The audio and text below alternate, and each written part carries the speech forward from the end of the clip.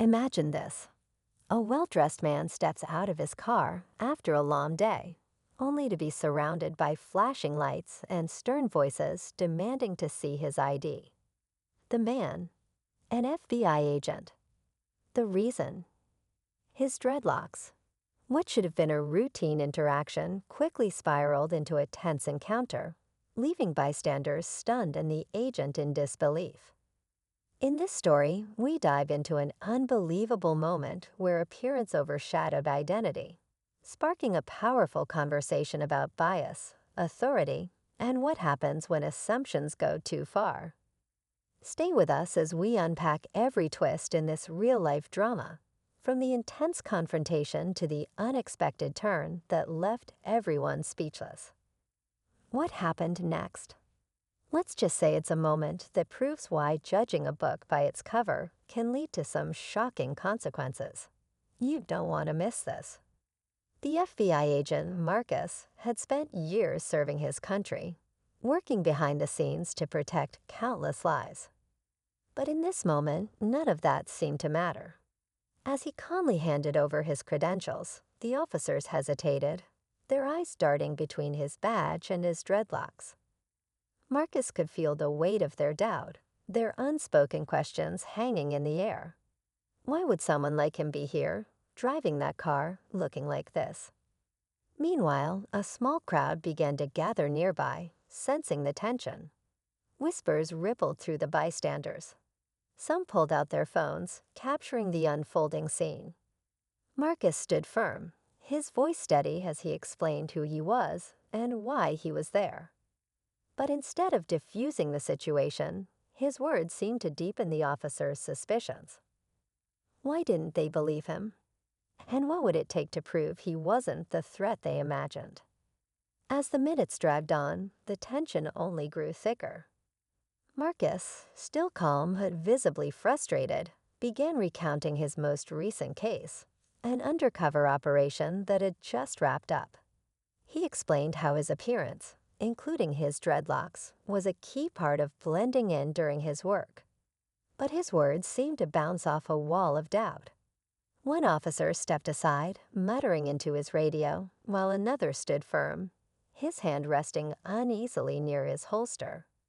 From the crowd, voices began to rise. "Why aren't they letting him go?"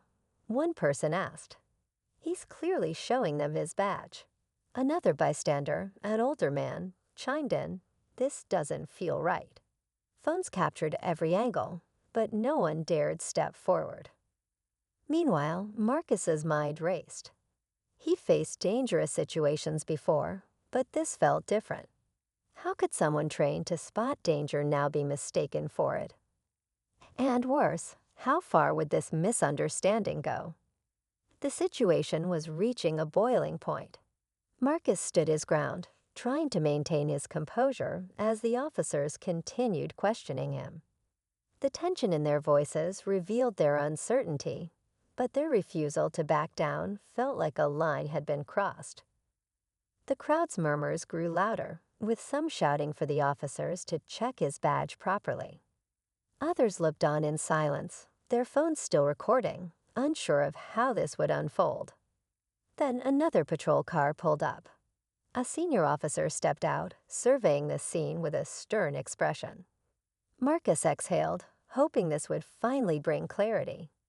But instead of easing the situation, the senior officer approached with the same skepticism, signaling for the others to keep their positions. Marcus clenched his jaw, his years of training reminding him to stay calm. Inside, though, he couldn't shake one question. What would happen if they didn't believe him?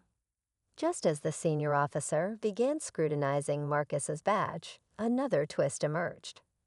A voice called out from the crowd, confident, clear, and full of urgency. A young woman stepped forward, holding up her phone.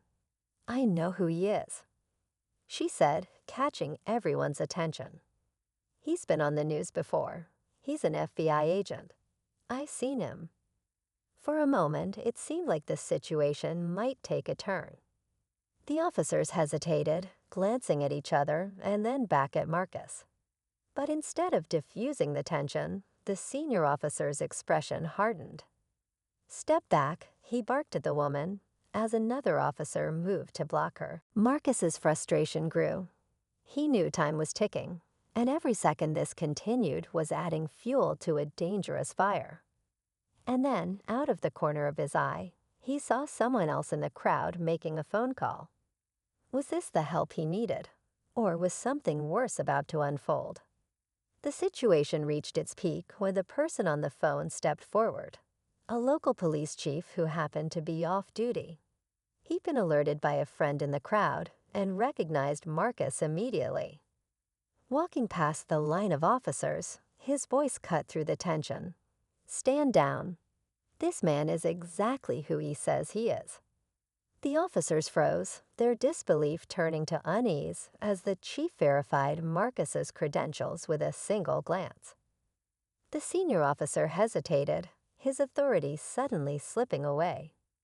Marcus, though still composed, couldn't help but feel a wave of relief. But the moment wasn't over yet. As the officers awkwardly apologized, the young woman from the crowd shouted, "So if he wasn't recognized, what would have happened?" Her question hung heavy in the air, exposing the deeper issue at play. Marcus turned to the crowd, his voice calm but firm. "This," he said, "is why we have to do better." And with that, the phone stopped recording, but the conversation had just begun. As the crowd began to disperse, the tension in the air finally eased.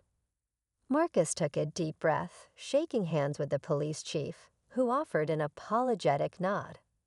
The officers who had doubted him muttered awkward apologies, but Marcus didn't linger on their words.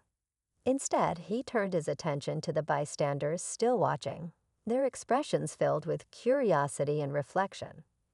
"This isn't just about me," Marcus said, his voice steady but filled with emotion. "It's about challenging the assumptions we make and remembering that everyone deserves respect, no matter how they look." The crowd murmured in agreement, the weight of the moment settling in. As Marcus got back into his car, the young woman who had spoken up earlier approached him. "Thank you for handling that the way you did," she said. Marcus gave her a small smile and replied, "We've all got to keep handling it together." And with that, he drove off, leaving a conversation that would continue long after he was gone.